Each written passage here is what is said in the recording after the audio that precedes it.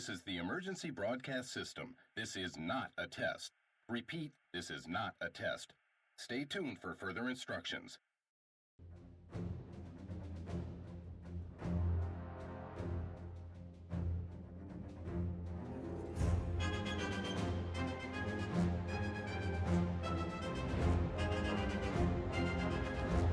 This is the Hornby Standard 7 Britannia class.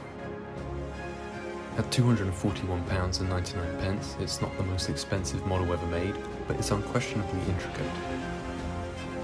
Because it's crawling with separately fitted parts, which left me bamboozled to discover a model of this caliber has a 5-pole motor with no fluid whip. Perhaps that's irony, because the personification of Britain as the female warrior Britannia, with her shield and trident, is the very image of power.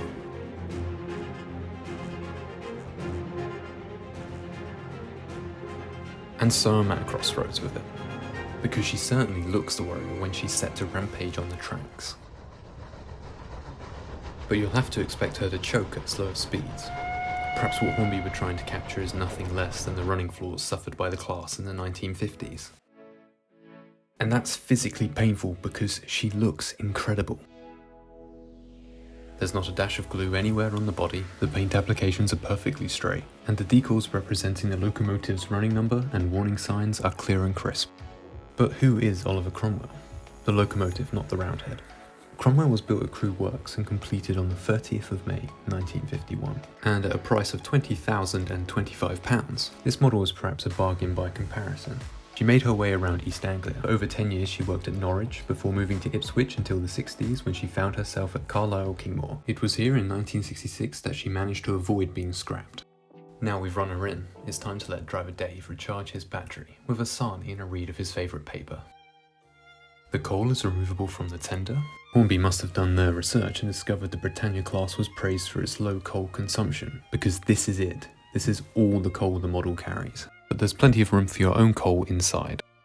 But what other party tricks are there? Well, the roof hatch opens and closes to allow driver Dave a little bit of light. This can be fiddly. Observe my struggle to close them again. And now to the buffers. Always make sure to firmly rest your hand on your locomotive's smoke box to reassure her that everything is going to be fine. Yes, they are very springy. But those are just the gimmicks. And this is a standard class 7. And what really matters is whether you're put off by the mechanics or you adore all of Hornby's extra little flourishes. This demands your attention, like a Britannia should.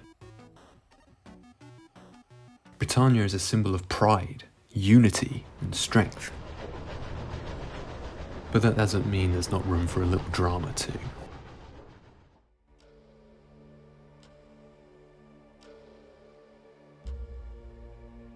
That's not even me. This footage is unedited, it just has that effect on your eyeballs straight out of the box. And now I see everything in neon.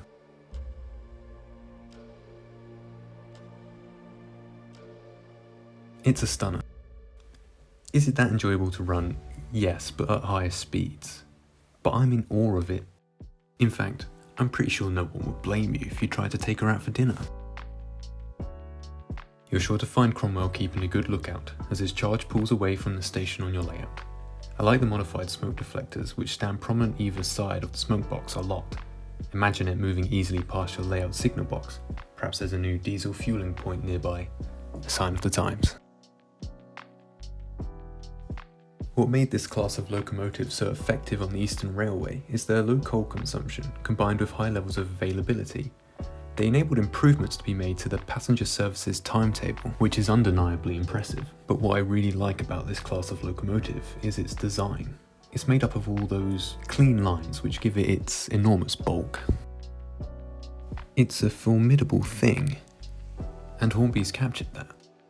What Hornby hasn't captured, luckily, is the 60 points of lubrication that these larger locomotives need. That would surely take a man hours. But let's focus on the aspects of the Britannia Hornby got right. Is the front step there? Yes. Is there a bolted dome cover? Yes. Is there a speedometer? No. Is mine broken? It's there in the instructions, but mine doesn't have it. Let me know in the comments. Lubrication pump? Yes. Smoke deflectors? Yes. Lamp irons. Yes. I really can't fault the shell. But maybe I can. I can't help but wish all these details, particularly the area under the cab, were weathered. It would look fantastic with a thick grimy layer of paint over the top of these details.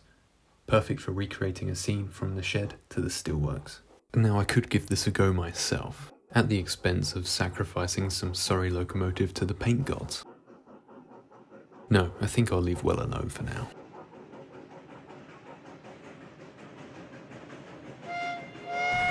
You know that moment when you kill the power, and everything just goes silent and it's sitting there idle, and you're just gawking at how cool the thing looks. Suddenly it's just a locomotive and you. Well, this has that, of course it does. But being devoid of its ability to crawl really undermines it. There's so much joy in the anticipation of a steam locomotive stopping or taking off. The Britannia has always been high on my list of locos to own, but the Britannia name should have provoked Hornby to put the mechanics behind it, but they knuckled down on the cosmetics and completely forgot to do the right thing, and I'm not sure if that's a locomotive I want to own. Which makes this really very simple. The driving experience isn't authentically Hornby to me. But yes, it's jaw-dropping.